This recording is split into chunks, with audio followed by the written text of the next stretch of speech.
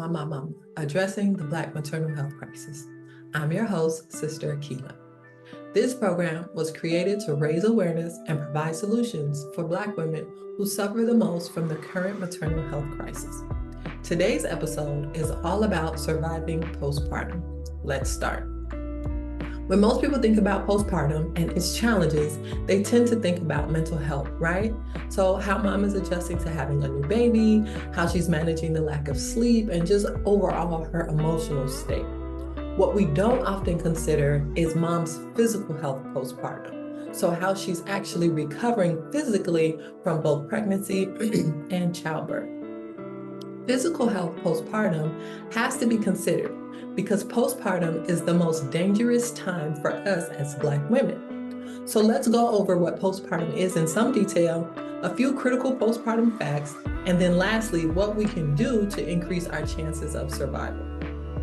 First, what actually is postpartum? Postpartum is the period after childbirth that is typically considered to last for 6 weeks. Now, I have some beef with that definition, but we'll get into that in a little bit. As I was collecting data for this episode, I learned that postpartum happens in 3 phases. Phase 1 is the acute phase that is from 6 to 12 hours after birth. Phase 2 is the subacute phase that lasts 6 weeks, usually when you're discharged from care.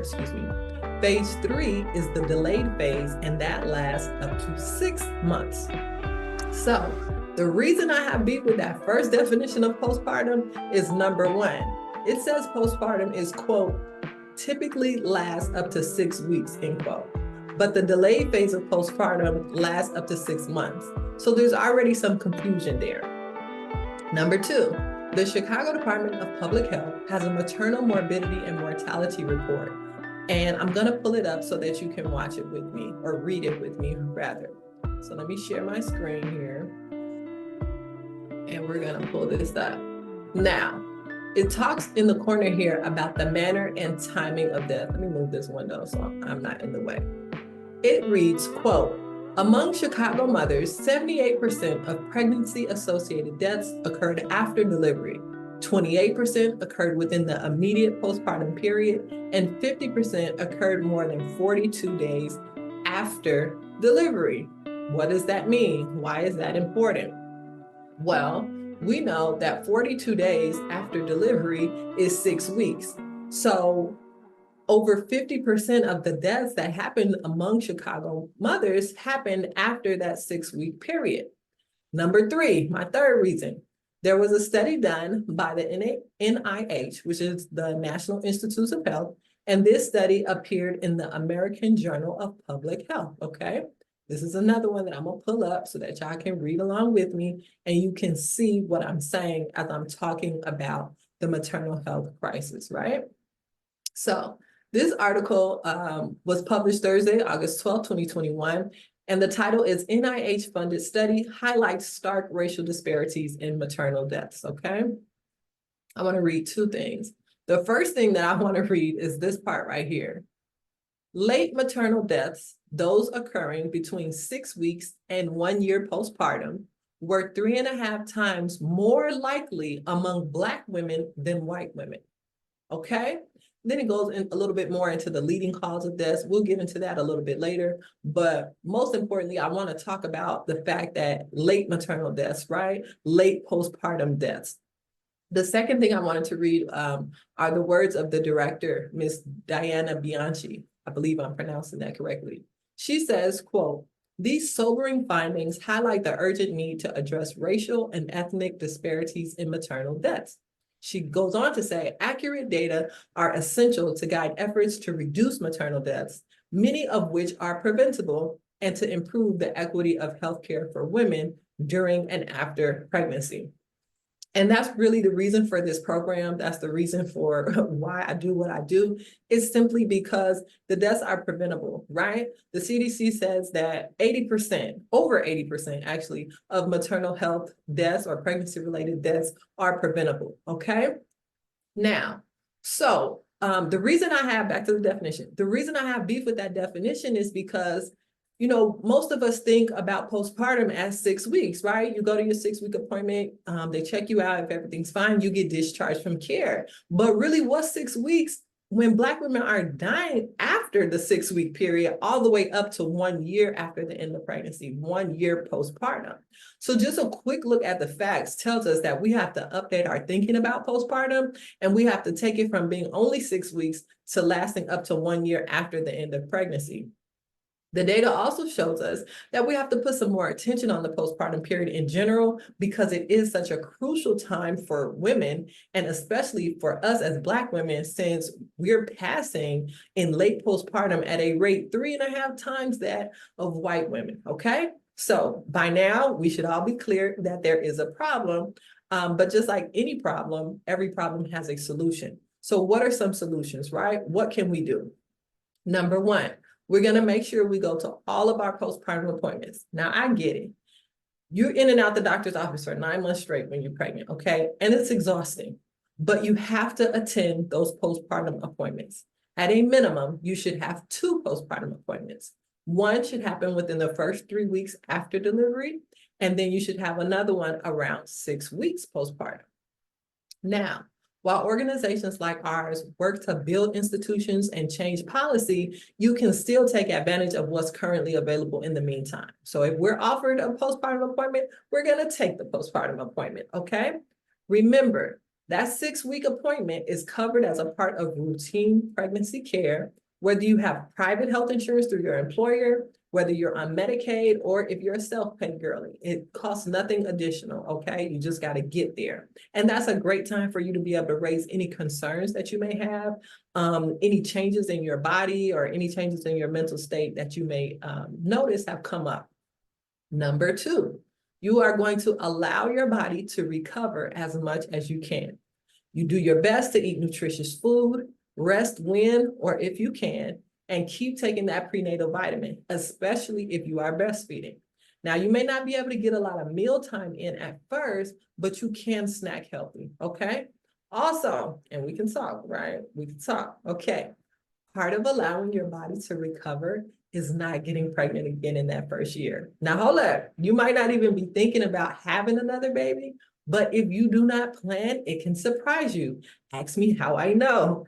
I know because I have 2 children that are 13 months apart, barely, okay? But in all seriousness, please talk with your partner and do all you can to allow your body to recover before you start another pregnancy journey. Number 3, you, your mama, and your cousin too. No, but seriously, this is important. You, your family, your friends, you have to learn the 13 urgent maternal warning signs. I cannot stress this enough. You got to know what they are, and you have to be able to recognize them. Why? Well, remember we talked about MMRCs on the first episode of On My Mama? No? Okay, that's cool. So MMRCs are maternal mortality review committees. Their job is to review the pregnancy-related deaths in their city or state. In the cases they reviewed, they found that, quote, patients were not properly educated on warning signs of potentially severe pregnancy complications and therefore delayed or did not seek medical attention when it was needed. By the time these women sought healthcare, their medical conditions were often far too advanced for treatment to be effective, end quote. Listen, I know it takes some time to adjust to having a whole brand new person in your house, and you may expect that you won't feel like yourself, but please, please go get help if you think that something is wrong. Do not wait until it's too late. We need you here, okay? So, in an effort to prevent more of these unnecessary deaths, let's go over the list of the 13 urgent maternal signs. And I'm going to read them so I don't mess up. Sign number 1, headache. This headache may feel like the worst headache of your life. It can last even after treatment with medication and fluid intake. So like if you take a Tylenol, you take an Advil, whatever, if you think maybe you were dehydrated and you drank some water and you still have the headache, then there's a chance that that headache could be a sign of a potentially life-threatening complication. The headache may start all of a sudden with a severe pain, kind of like a thunderclap.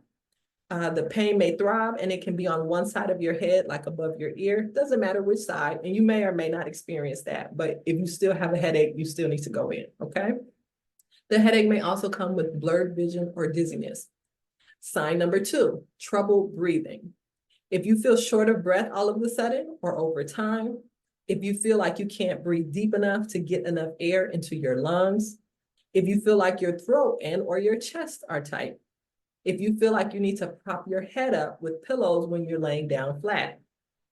And lastly, if talking and breathing are difficult. So if you feel like you can't really catch your breath, even though all you're doing is just talking and breathing, okay? Sign number 3, severe belly pain. You may have a sharp stabbing or cramp-like belly pain that doesn't go away. Now, cramping is a normal part of postpartum as your uterus is working to return back to its pre-pregnancy size. Especially if you're breastfeeding, you may experience cramps, and some of the cramps can feel something like a contraction. Me personally, I've never felt a postpartum cramp that felt like a contraction. But in the case that you do have that severe belly pain, you want to go in and get checked out, okay? Your belly pain can start suddenly and is severe or gets worse over time. You have severe chest, shoulder, or back pain. And just from the 3 signs that I've talked about so far, you can see how there's kind of like a gray area where you don't really know, like, man, is there something actually really wrong with me physically, or is this just a part of the natural course of postpartum and the natural course of pregnancy? So this is why it's important that you know what these signs are, and most important, that you don't delay getting medical attention. If you do not feel like yourself, please go get medical attention. And it's much better to have the healthcare professional tell you, you know what, everything's fine, as opposed to you thought everything was fine.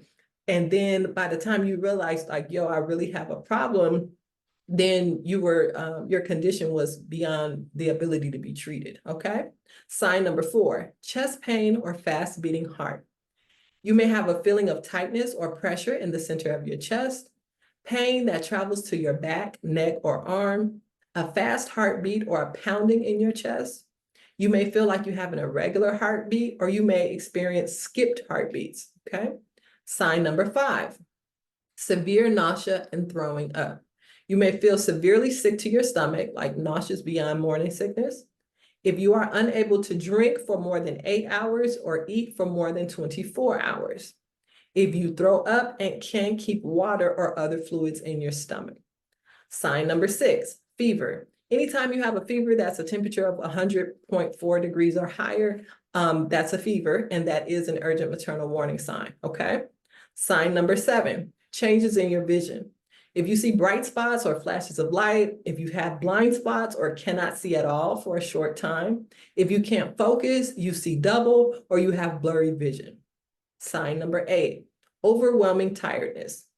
If you feel tired and weak all of a sudden, so like not like you've been tired, like pregnant tired or after birth tired, but if all of a sudden you just feel like a certain tiredness come over you or a certain weakness come over you. If you don't have enough energy to get through your day, if you don't feel refreshed no matter how much you sleep, if you feel so tired that you don't get up to take care of your baby. Now, it is normal, again, to be tired after birth and after pregnancy and with the care of a new baby and all your responsibilities.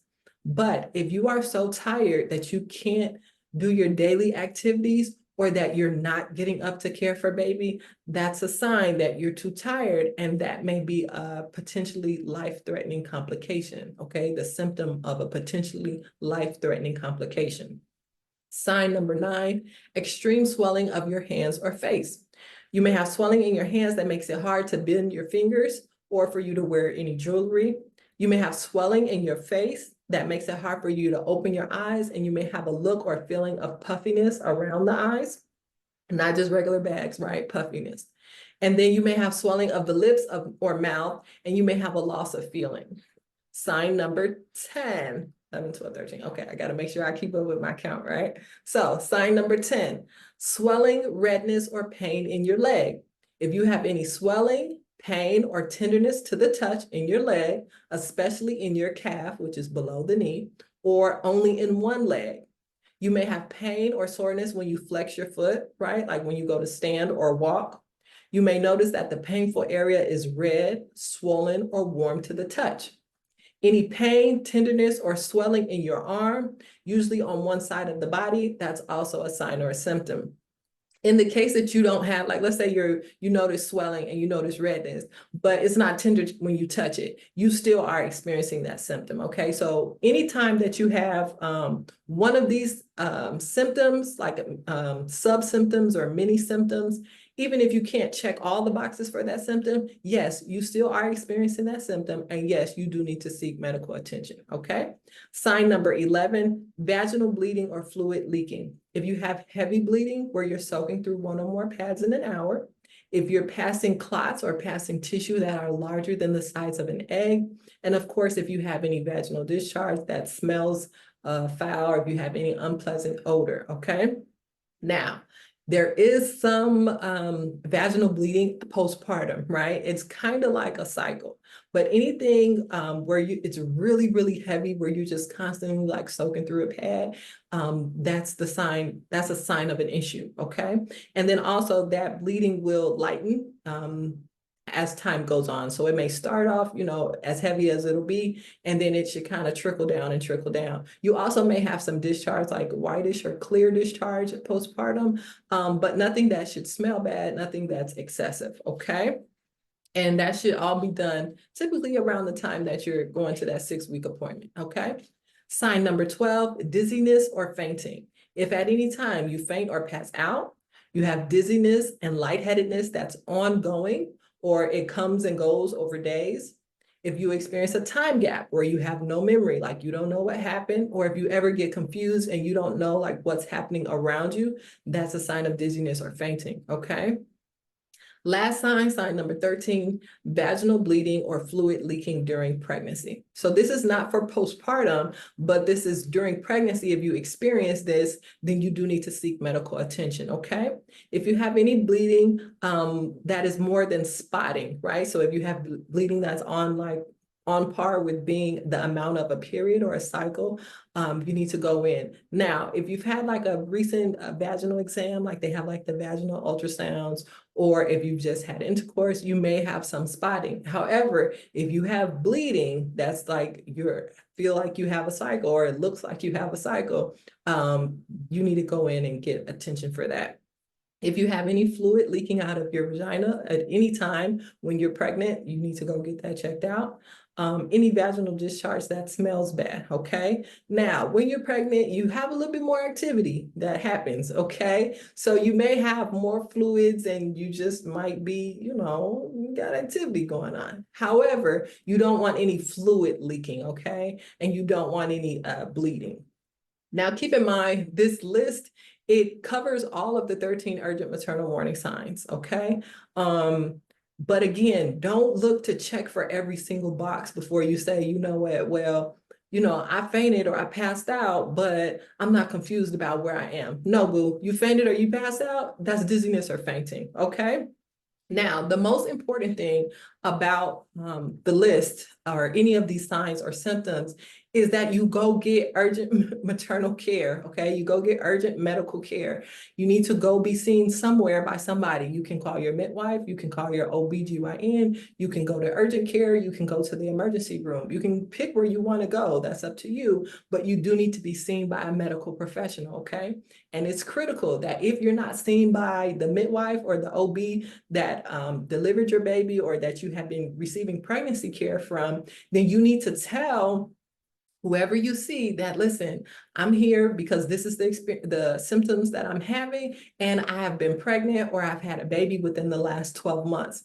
That's going to dictate how they're going to approach what's going on with you. And that's also going to open up some of the things that they'll look for, right? They'll look for more things because they're like, okay, wow, she just had a baby. So there may be some things that we wouldn't normally check for a person who had not just had a baby that we're going to check for with this individual, okay? So that is our episode on postpartum. If you stuck around with me this far, thank you so much. I really appreciate you taking the time to listen to this. This is so critical that we begin to turn the Black maternal health crisis around.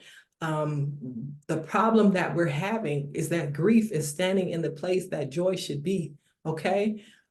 We should not be afraid to have babies. We should not be scared to have babies. We should not be scared that we're putting our life on the line in order to do something that's very natural, very normal, and a part of the natural life cycle.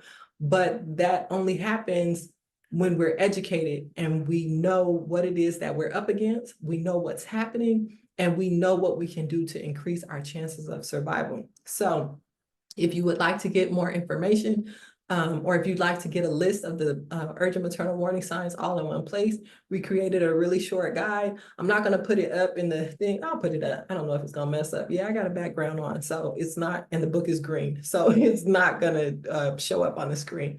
However, maybe I'll put a picture down. But you can go to QIYamah.org. That's QIYAMAH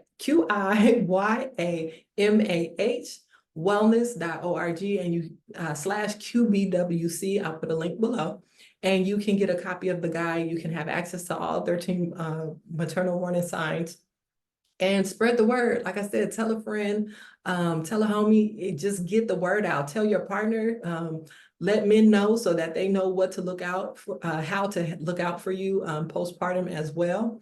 And if you are so moved and you would like to support us in the work we're doing, then you can also go to QIYamahWellness.org and donate to help us continue to print more educational materials and continue to work our mission.